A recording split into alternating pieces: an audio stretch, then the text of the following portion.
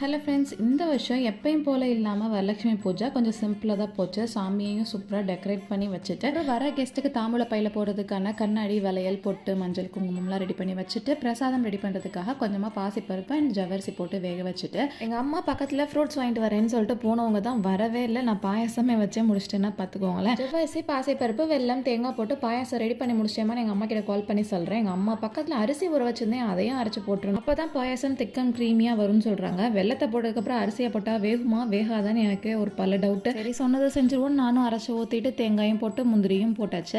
சரி, பின் விளைவுகள் அவங்க பார்த்துக்கிடுன்னு சொல்லிட்டு பிரசாதம் ரெடி பண்ணி எடுத்து வச்சாச்சு. அதுக்கப்புறமேட்டு கெஸ்ட்லாம் வந்துட்டாங்களா, அப்புறம் எங்கள் அம்மா வந்துட்டாங்க. அப்புறம் சாமியை அழைக்கிறதுக்கான அந்த நல்ல நேரம் வந்துடுச்சு. அப்புறம் வெளியே இருந்து பூஜைலாம் பண்ணி என் சாமி வந்து உள்ளே அரைச்சி வச்சாச்சு. சரி, வந்தவங்களுக்குலாம் பிரசாதம் கொடுத்துடலான்னு சொல்லிட்டு பாயாசத்தை எடுத்துருவாங்க அப்படின்னு பாயாசம் போய் திறந்தா அது சக்கரை பொங்கல் மாதிரி வந்துடுச்சு. சரி, ஏதோ ஒரு பிரசாதம் பாயாசமாக இருந்தானா பொங்கலாம் என்னன்னு சொல்லிட்டு கொடுத்தாச்சு.